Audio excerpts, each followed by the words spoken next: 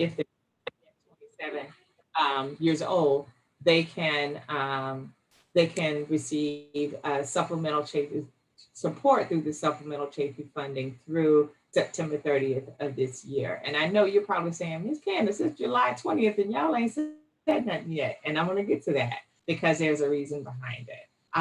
We want to make sure that we get young people the support, but we had to find a way to make sure that we don't open a window where people can defraud the agency, because we have to determine eligibility of the people who are requesting the funding, right?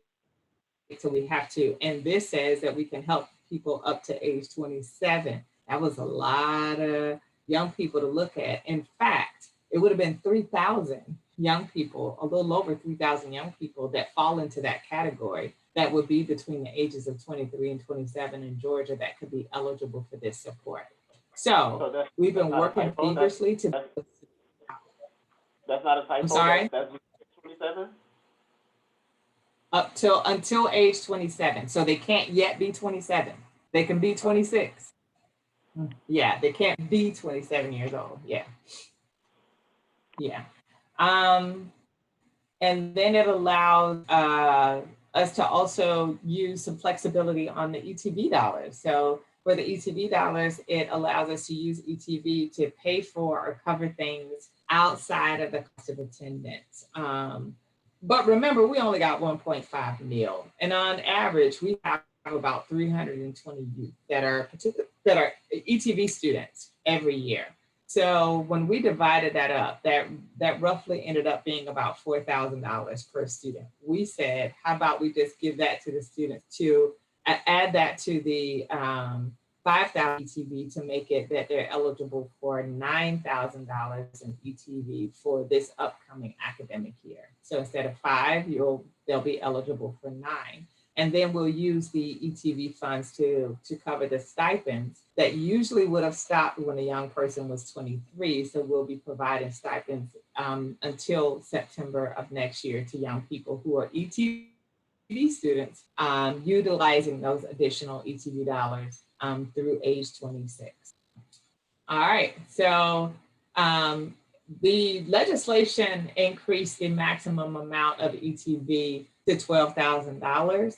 But that was language in the legislation. They didn't give us enough money to increase ETV to $12,000. So I did bring that question to our federal partners, and what they did say was try to get it to the max that you can afford with the funding that you got. So our max was about $9,000, which was still huge and a definitely a necessary increase that we embrace for our young people. Now, what that doesn't mean is that if you don't spend your $9,000, that we're going to give it to you, because it doesn't mean that. What we'll do is you have up to $9,000 that can be used towards those costs, but we'll use whatever is needed to support your tuition. And then after that, we'll use the rest of the funding to provide stipends for our young people. And I will posture that most of our young people that are over the age of 23 would qualify for the higher end of the stipend that we provide, which is $600 a month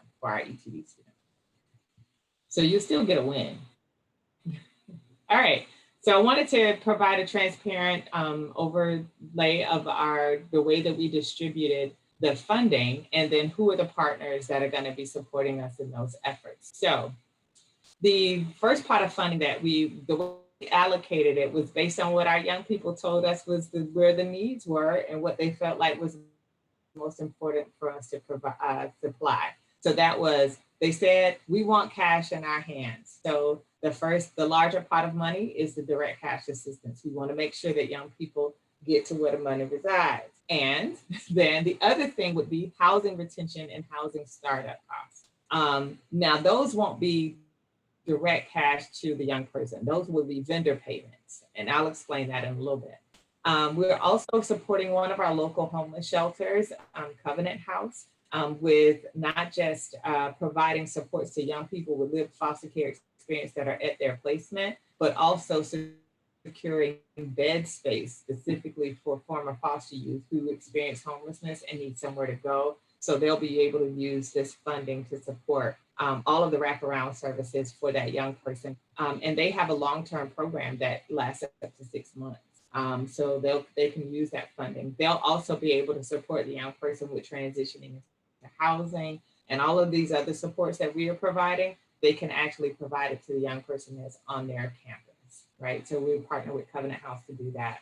We're also going to be providing transportation assistance. And that'll be, I'll go over what that is. And then we're also working with this organization called Think of Us to provide peer support for young people who need to navigate resources throughout the state of Georgia that aren't connected to the pandemic. So they'll be able to help someone identify other supports, like how to access housing, how to access getting your vital documents, how to do all that. And we're working with them too. And it'll hopefully be some virtual type of experience that a young person will be able to do, but they're going to also maybe create an option for young people to have to call in and talk to someone to be able to help them navigate resources. The other and the transparent. Go ahead, Anthony. So I have two things. One is a question from in the chat, but the other is a comment. So just FYI, Think of Us. That was I love Sisto. I think was actually on the original Foster Care and Alumni Policy Council. So he is a young person that was from CARE that started his own company or whatever. So right. Thank you. Yes. And also, I think the question that's in the Q&A. The Q&A. Yeah, I'm going to get to that. How do we receive the funds? Yeah, I think she was talking more along the first line, the general direct assistance and stimulus, but all these others could apply too. Okay. And if there are questions in the chat, I can't.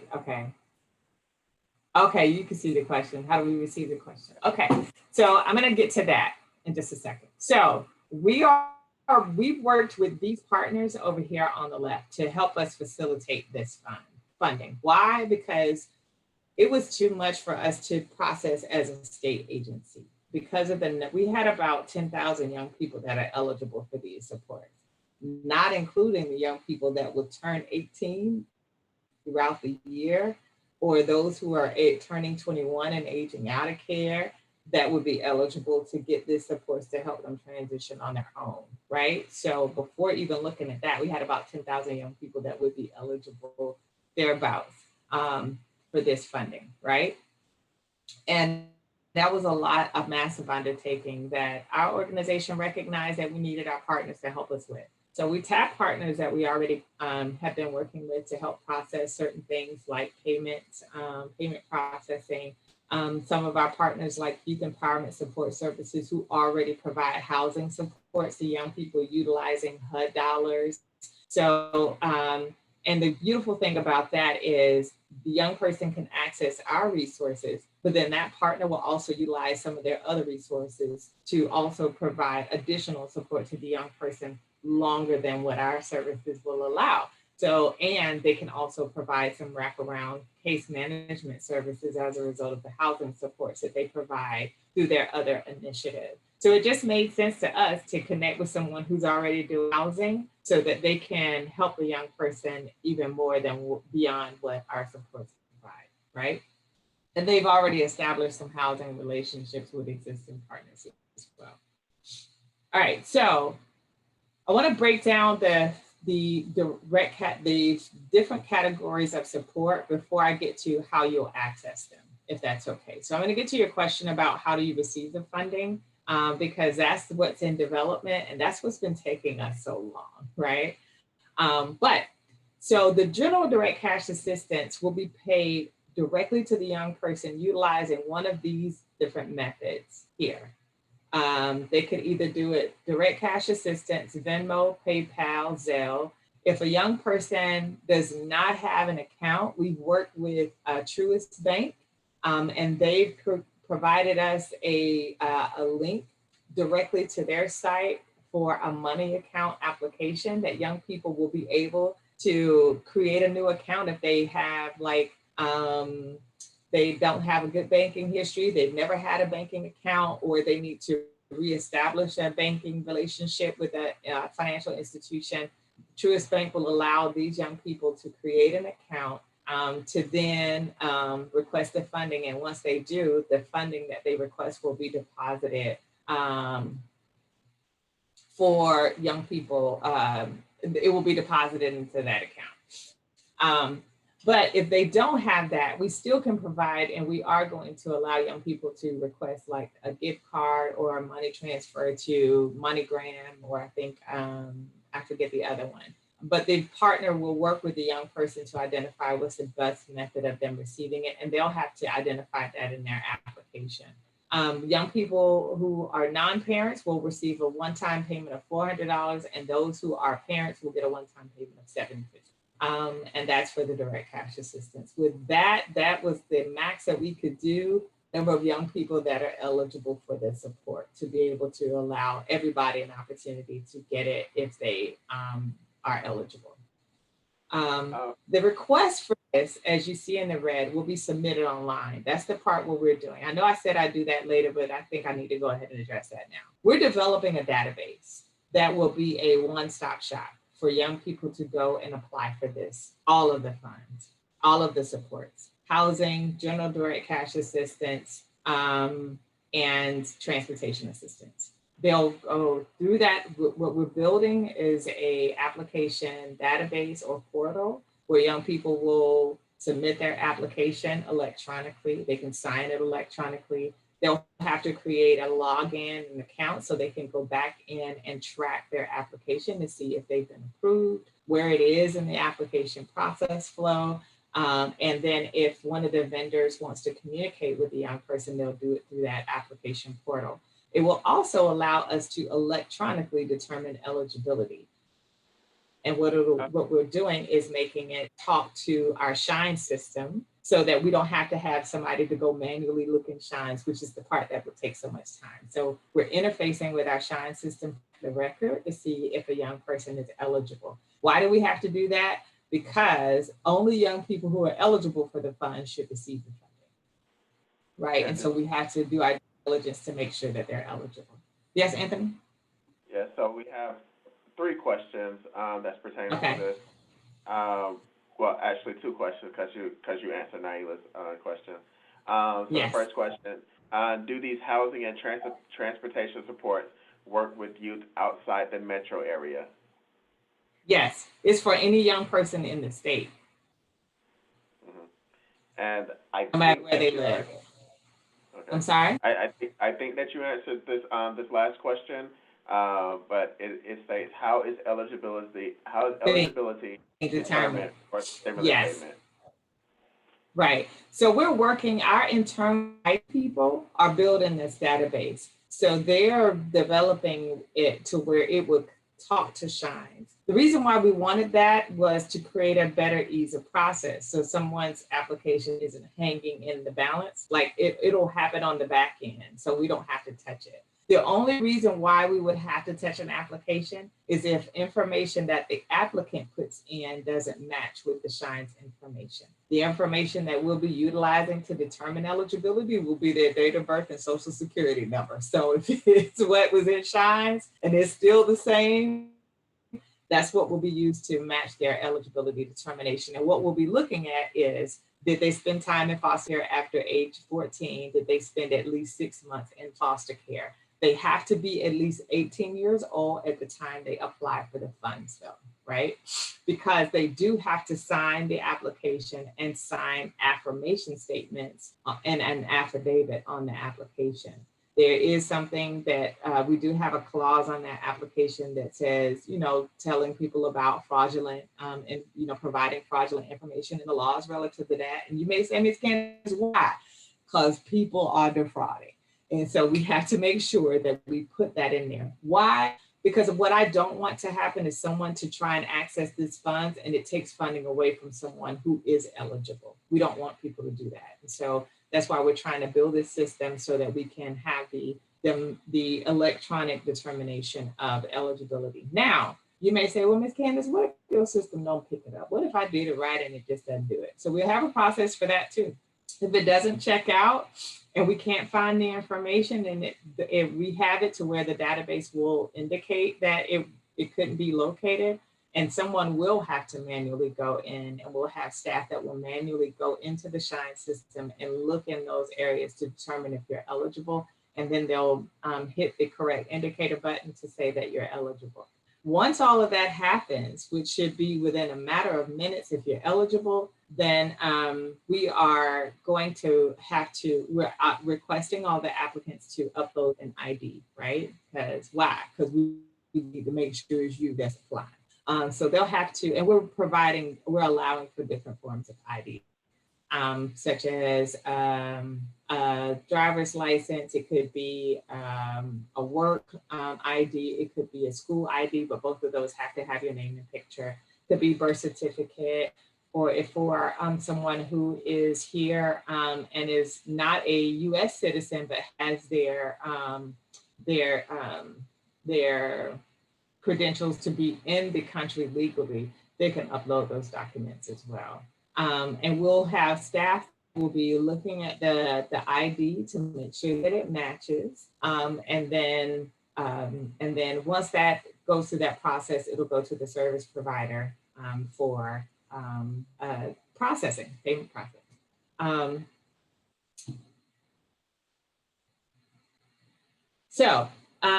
Once we provide or establish the call, we are working with our partner who is doing the general cash assistant to create a youth employment opportunity, which will be a call center opportunity. As a matter of fact, we've shared that flyer recruiting young people to our partners. And if you've seen it, please, send it to young people that you may be aware of that may be eligible to apply for that. We are wanting to hire young people with lived foster care experience in Georgia. And that are between the ages of 18 to 21 that won't be 23 by September 30th, 2022. Why is that important? Because to continue to use this funding to provide support to young people, we have to meet the eligibility standards that the feds allow. So that's why we stuck with that age group for the employment opportunity, so that they can continue to be able to work after September 30th of this year, right? But we'll be employing, they've created an opportunity for young people to get these jobs. We're looking to hire up to 15, but we're probably a slow onboarding at first, so we can get everybody on board and acclimated to working in the system. And then we're also creating some lead opportunities for some young people to serve as some project managers or team leads within that call center structure as well. And they will work on site at a call center in Fayette County, and the partners are diligently setting that structure up for the young people. They'll be provided all their equipment, all the information, and then they will be paid $15 an hour for up to $25 hours a week. We also do that initiative for the general direct cash assistance. We wanted to, one of our young people, when we had that initial meeting, was like, well, we just don't want to be giving people money and then not sure if they're going to do what they're supposed to do about it.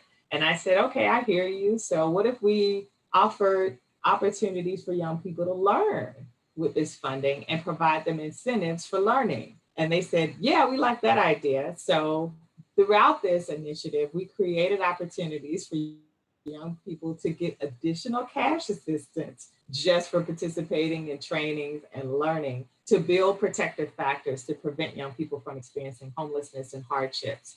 So one of those is a financial literacy training. The partnering agency is going to provide a brief financial literacy training for those participants, and for those who select to want to participate in that, they can receive up to $250 additional dollars that will be deposited using the method that the young person selected for their regular cash assistance. And they'll get that funding deposited to them upon completion of that course. And so, and again, that's just another way for us to get funds out to young people and into the hands of young people. All right, the next area of funding is housing supports. This is the bigger one, right? So we will support young people to cover housing support for up to 6 months, but no more than $8,000. And that could include rent, utility payments, back payments if they're behind on rent and utilities. So that's why we call it housing retention. So if it's someone who's actively in their house, say they're behind on rent, or they are up on their rent, but they could use some additional support. So we're allowing that young person to apply for this support to pay future rent up to 6 months ahead. And that can include also insurance if it's not included in your in the rent payment in your pay. We're also using that to support young people with housing startup costs, and that will include, again, 6 months of rent. But all of this can't exceed $8,000. So it could be the deposit in first month's rent, utilities, furniture, rental insurance, and if a young person needs to get their vital documents, say their driver's license, their ID, birth certificate, or social security card, this is in order to get into their housing, the vendor will pay for those to help this young person get into their housing as well. And they'll pay for that young person to get those documents. This is also an area where we can provide. Can you define vendor? Oh, the vendor would be the person who's processing the payments, and that would be Youth Empowerment Support Services. Sorry. And I keep using that word liberally, right? So it'll be Youth Empowerment Support Services or Youth Empowerment Success Services. I keep saying they're dang no, it's just gonna kill me. But they're the vendor who'll be processing those payments. But they'll also offer the young person an opportunity to get other resources that they have connection to, as well as providing some limited case management and wraparound support. With that initiative, we're also providing another opportunity for young people to get an incentive for participating in a training to build protective factors. And that will be, it's a training called RentWise, which just teaches general citizens how to be a good tenant and how to manage an apartment, especially when you're having to report to a landlord. So upon completion of that course, the young person can get another $250 deposited into the account for which they decided. Now, they can only do one of the trainings. So they can select the direct deposit. I mean, they could select the budgeting training or financial literacy, or they could select the RentWise housing training. Whichever the one they select, they'll be extended an opportunity to participate.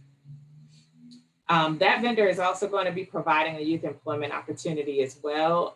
They'll be internally seeking those actions. So we're not supporting them with seeking that like we're doing the call center, but they're also soliciting some young people with lived experience to support them in that housing effort.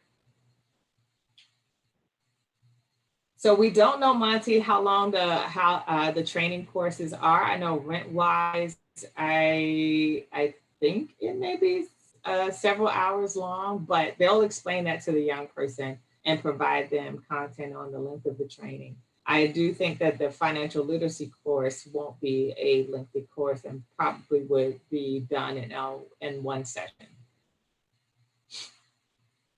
Absolutely, no problem.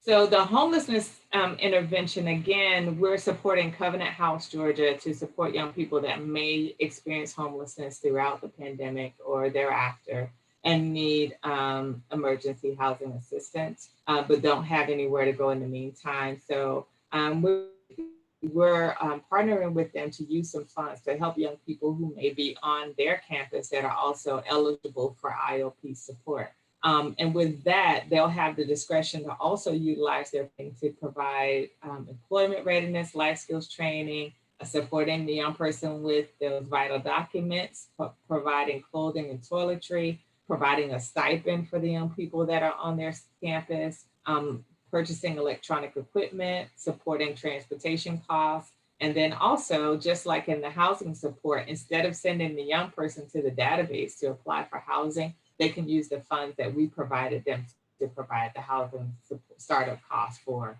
the young person.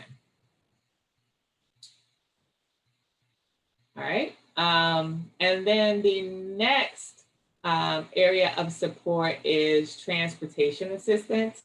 The partner or vendor who will be processing the direct cash assistance will also be processing the transportation assistance requests, right? So in this particular area, we'll support young people with either public transportation passes, ride share, or gift cards. And in that, they can do a one or the other. However, for public transportation, for example, if a young person gets a monthly MARTA card, right, then we say they can get a ride share gift card, but only a limited amount, right? Because MARTA can only go but so far, but maybe they catch an Uber from this place to this place, right? So we did say they can get the other one, but they may not be able to get like a full month's worth of rideshare gift cards. So they may get $50 in rideshare gift cards that month, but a full 1 month of the MARTA card.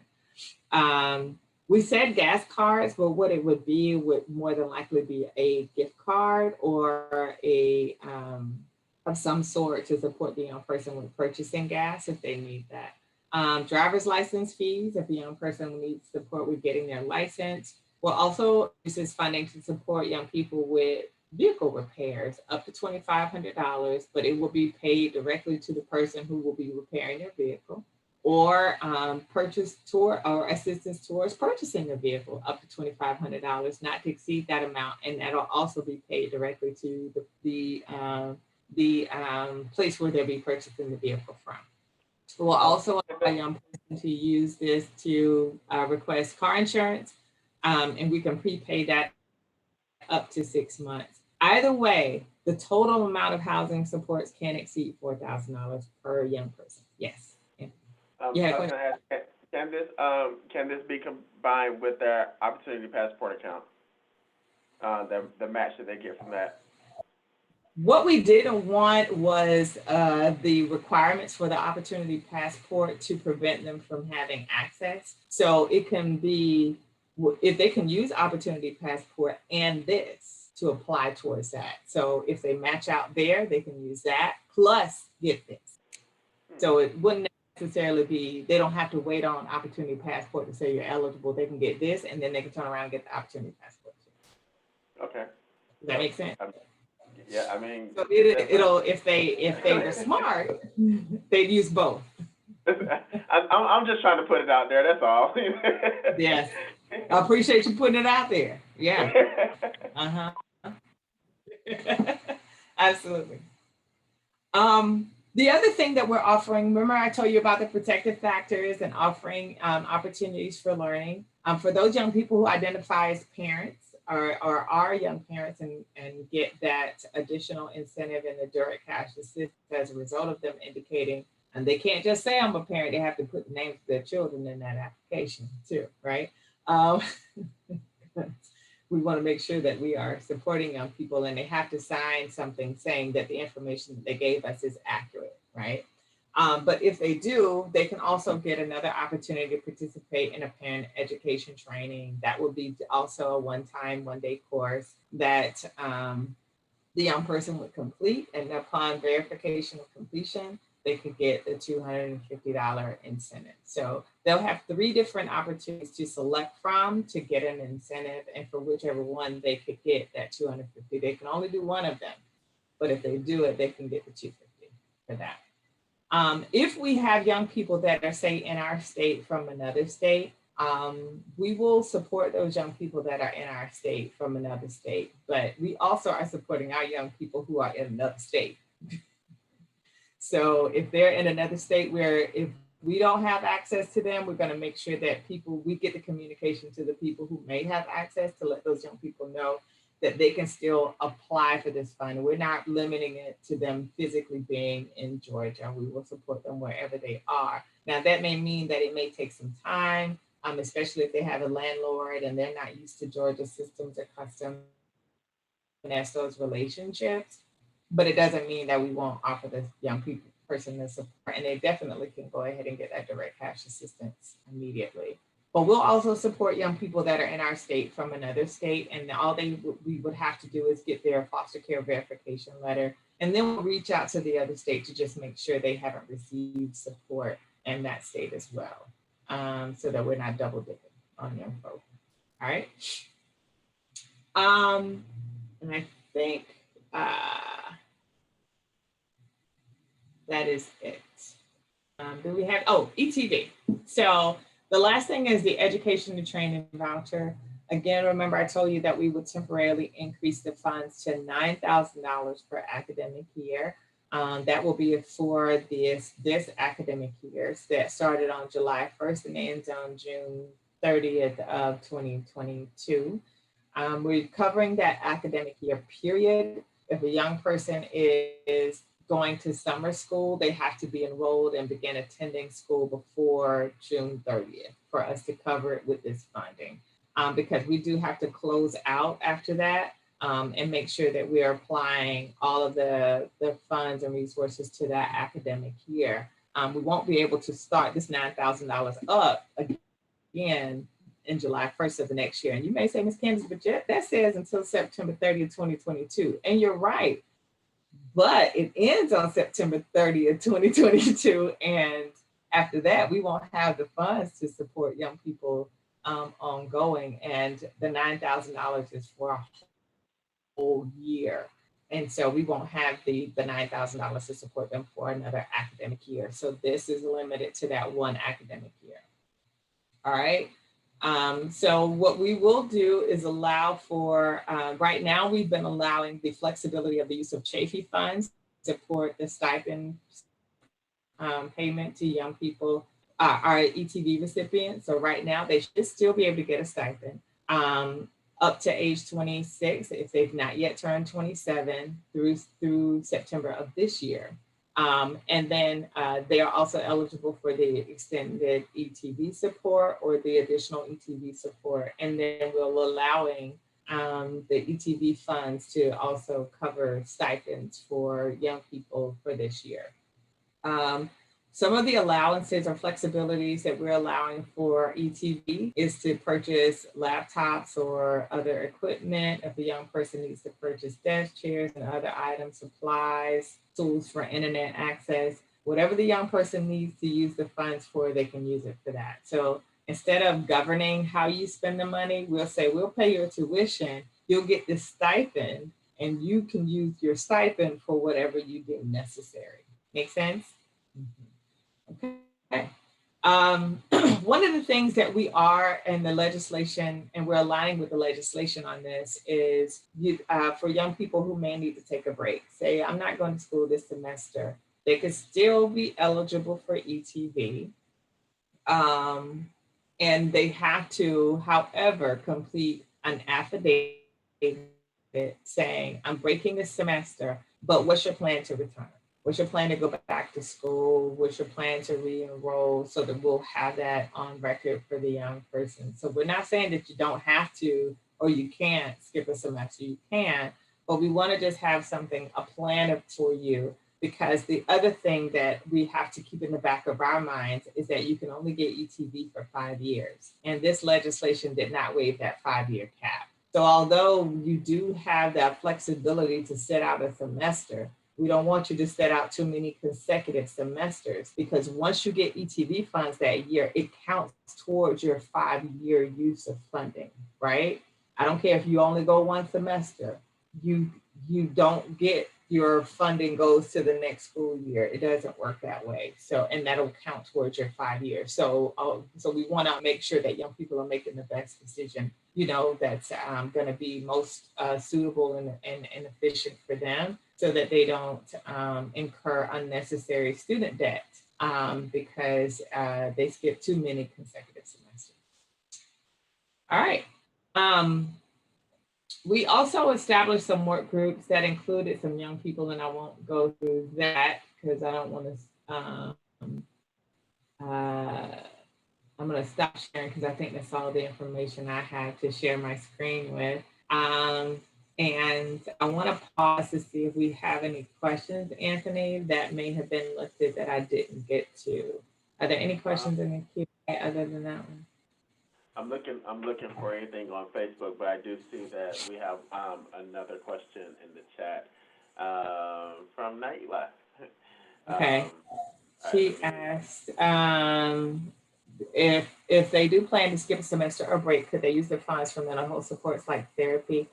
If they skip a semester or break, they can use their stipend to pay for whatever. But however, if a young person is still, if they're not yet 26 years old, they should still be eligible for post foster care Medicaid that covers young people through their 26th birthday.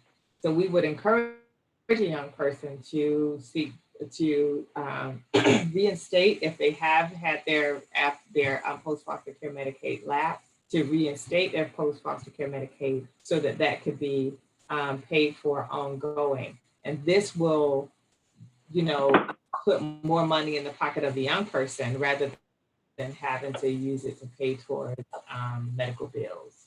But good question though. But we refer the young person to use other resources to do that. Now, I don't want to tell a young person how to use their money. At the end of the day, the stipend, additional stipend support can be used to cover any of that. But I would recommend that they get reinstated with their Medicaid coverage if they're still eligible. And so, and just to piggyback on that, if you want to know um, who your person is, you should chat with your ombudsman for AmeriGroup, and I put that contact information in the chat. So to Yeah. see So that. my team, no ETV. Yeah. Sorry, Anthony. I see So Monty's question. ETV is not Hope. It's not state funding. That's federal funding. The Hope grant is state funding, and we don't govern that. So I want to say I don't know what department governs if that's the University System of Georgia or the Board of Regents that governs the Hope funding, but that's a separate entity. If young people are eligible for Hope, they should apply for that too. The thing with youth ETV funds is that we're the last payer. So if a young person gets Pell, if they get Hope, if they get scholarships, if they get student loans, all of those will be applied to the young person's account before any other funds are applied, including ETV. So we wait until all of those funds are applied because what the federal law says is that it's supposed to be used to cover an unmet need. So if they're getting grants and scholarships, those would have to be applied first, and whatever whatever expenses remain is what they determine or deem as an unmet need, and then that's what they would use. So absolutely. So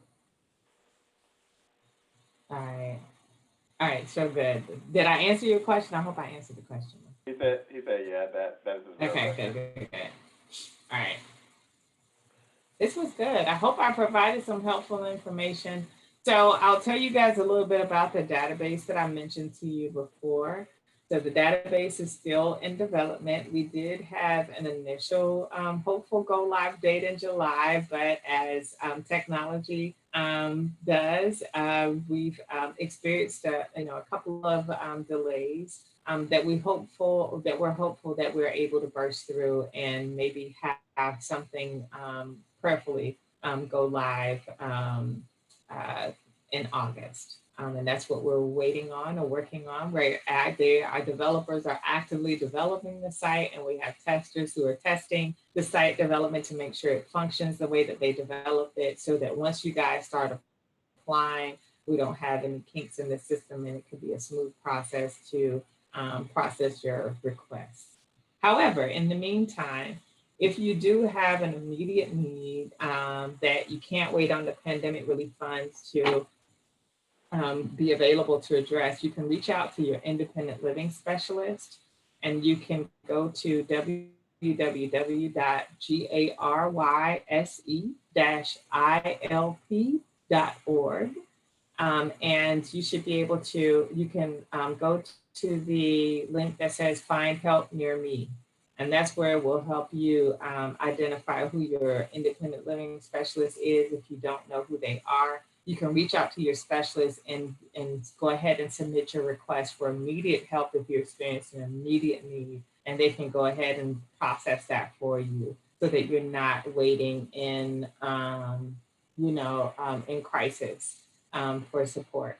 Okay, so you don't have to do that. Oh, thank you, Naila. We miss you so much here in Georgia, and we are so proud of you up in DC or wherever you at in Maryland. And we are jealous of the people who stole you from us. So, Madison, you said you're 21 and you do James Madison School. Is that one of the cosmetology schools?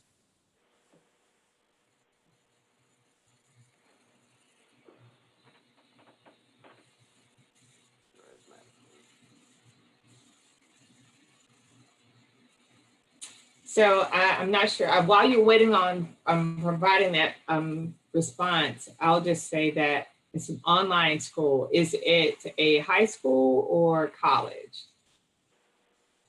And I pulled you off so that you could ask your question, and she's typing it. Or they are typing it. You can unmute yourself, Madison. Yeah, if you unmute, you could ask directly, Madison.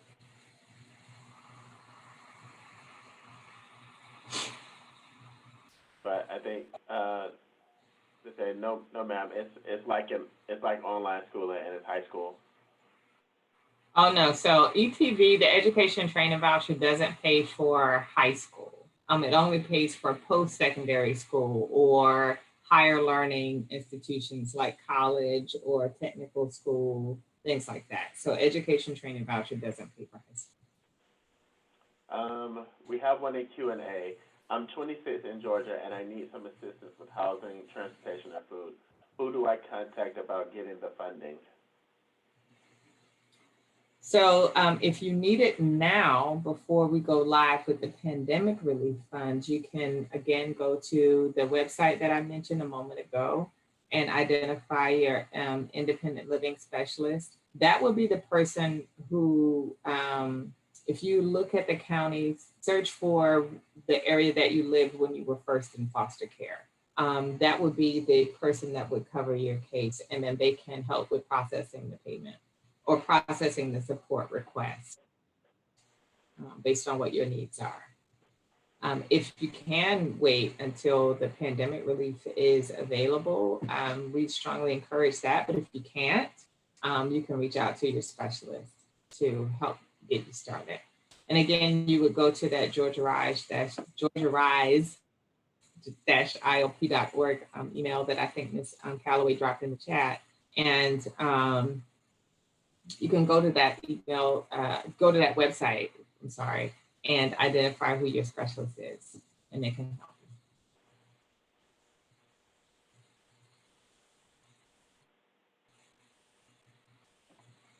you. Okay.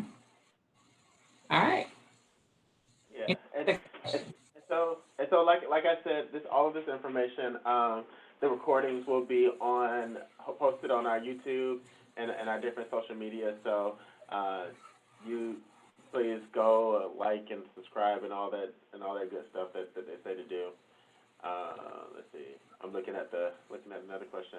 It says I am also in need of housing. I am on Section 8 waiting list in the Housing Authority. Right. Madison, I would recommend that you reach out to your specialist as well to see. I know that we have the foster youth to independence vouchers that are available in some areas in Georgia, like Dougherty County, and I think they have a few in Fulton right now, to see if you're eligible for those.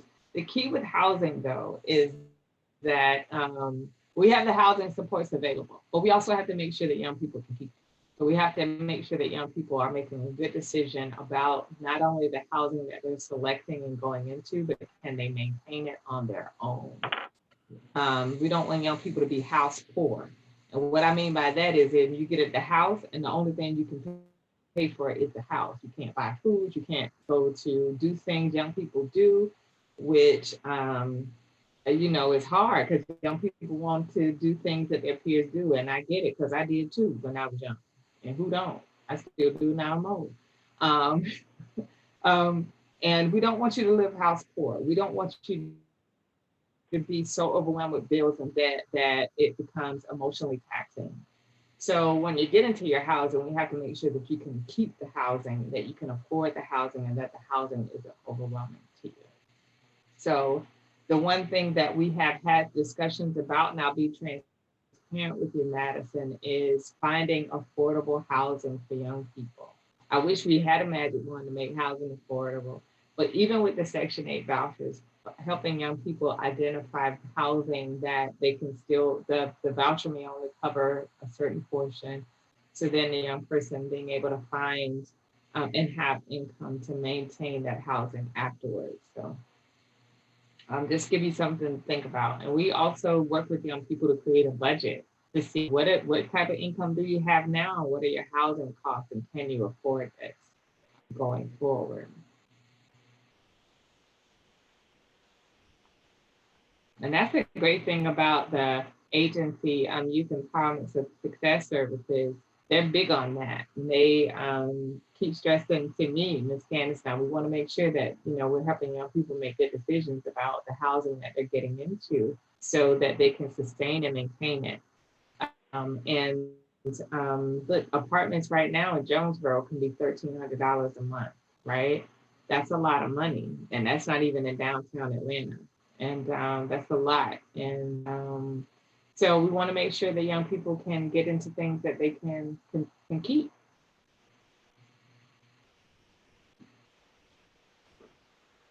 All right. Now I know we are over like 4 minutes, Mr. Anthony. So I am done. I actually extended this one just because I thought there would be a lot of questions, and this one was really important. So, but if there are not any questions, just definitely want to say thank you for coming on, and thank you for all the work that y'all are doing. That is amazing. I love the fact that y'all are thinking outside the box and using actual young people to give that feedback, because Venmo, Zelle. I mean, if you're gonna do anything, use Zelle, because there's no transaction fees or anything like that. So, but thank y'all for thinking outside. That's what we're trying to do, Anthony. But we also didn't want young people to feel left out. So if they don't have an account, we could still get them a gift card, or get them to, MoneyGram to the local Walmart, do a Walmart to Walmart transfer. So we could still support them in getting the cash if they don't have an account. Those are just the easiest ways that could be processed in a matter of minutes, right? But the other, we can send them a gift card, but what we're trying to do is make sure we send it securely so that young people aren't frauded or somebody doesn't steal it. So we'll send it to a UPS. They'll have to go to the UPS store to pick it up, right? So that they'll present their ID to keep people from stealing their stuff. So we want to make sure that we get this money to our young folks. Yeah. We don't want no PPP loan situations out there. Listen, I'm trying to tell people about this now. Like, leave that PPP alone. Right. All right. Well, other than that, thank you, Monty. We really appreciate it. Thank you also. Yeah. Thank you all. My pleasure. And if you guys have any questions, please feel free to hit me up. Anthony, I'll give you my email. Awesome. Thank you all so much. And thank you all. Y'all have a great night. Thank you so much. Bye-bye. Bye.